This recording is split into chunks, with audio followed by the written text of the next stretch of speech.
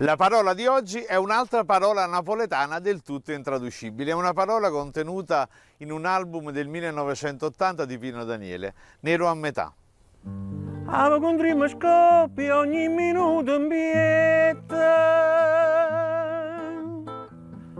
perché passano forte scongiurato lietta. Ava contria che sazia dice che è di una, ava contria nessuno.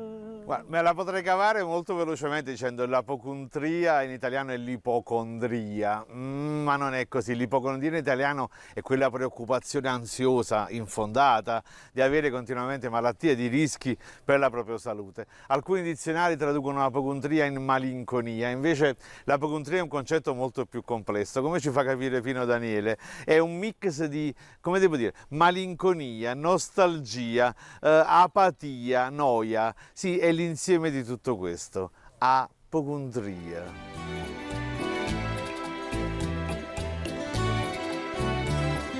Apocondria, ad esempio, è anche la nostalgia dei luoghi vissuti, dei luoghi amati, degli affetti lasciati, gli affetti più cari, qualcosa di molto simile a quello che in brasiliano è a saudade, quello che è, insomma, la nostalgia. E anche una tristezza dolorosa, quella che addirittura impedisce ogni azione perché è accompagnata con ansia, con apatia, con vuotezza. È una forma grave, acuta, pure di malinconia che ti porta proprio a un'alterazione patologica del tuo umore. È una serie di cose molto complicate, apocondria. Ecco, altro che semplice ipocondria. Gli antichi greci collocavano questo malessere interiore, questo malessere dell'anima in un punto preciso del corpo umano, come dice Pino Daniele, biet. Sì, grosso modo proprio fra lo sterno e le prime costole, K. E quante volte noi sentiamo quel dolore dell'anima, quel dolore interiore, sentiamo una cosa a K, tenga una cosa a K. Ecco che là è apocondria.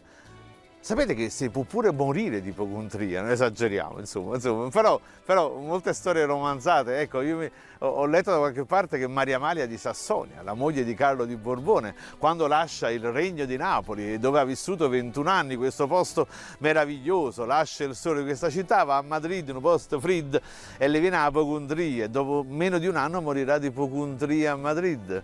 Anche per esempio Lucia Migliaccio di Floridia, la moglie morganatica di Ferdinando I Borbone, pur avendo oltre 20 anni meno di lui, alla morte di lui muore ipocondria per la tristezza di aver lasciato il proprio amato.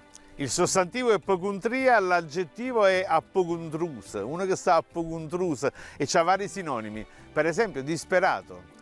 Chi le sta risparata? No, in lingua italiana disperato vuol dire semplicemente scoraggiato, demoralizzato. In napoletano quando uno sta risparato perché il suo aspetto economico, cioè non te ne manca una lira, sta risparata, ecco. Oppure scorrucciato, è dispiaciuto, c'è una poesia popolare che dice Madonna tu mi fai lo scorrucciato, quella che sta per piangere, al momento del pianto. Oppure chi le si è pigliato collera. Si è pigliato collera, in lingua italiana la collera sarebbe l'ira, come se sarebbe la rabbia, quello che si è incollerito e vuole scassare tutte cose. In napoletano no, quello che si è preso collera, come devo dire, si è dispiaciuto, ci è rimasto male. Ecco, quindi è un concetto completamente diverso. Una situazione di grandissimo disagio, di tristezza, che ne sacce, o chianta Maddalena. In questo caso la Maddalena in questione non è il quartiere della Maddalena nel centro di Napoli, lì non c'è motivo per piangere, mentre invece fa riferimento all'angoscia atroce di Maria di Magdala, detta Maddalena, quella che sotto la croce di Cristo piangeva il compianto Salvatore. E poi un altro modo per esprimere una condizione generale di tristezza, ma pare o quadro la disperazione, cioè in questo caso lo sconforto, la tristezza è talmente profonda, il senso di rassegnazione è talmente intrisa nell'atmosfera che sembra un quadro teatrale, o quadro la disperazione. Tristezza, disperazione, collera, chianta Maddalena, alla fine tutto viene racchiuso in una sola parola napoletana, apocondria.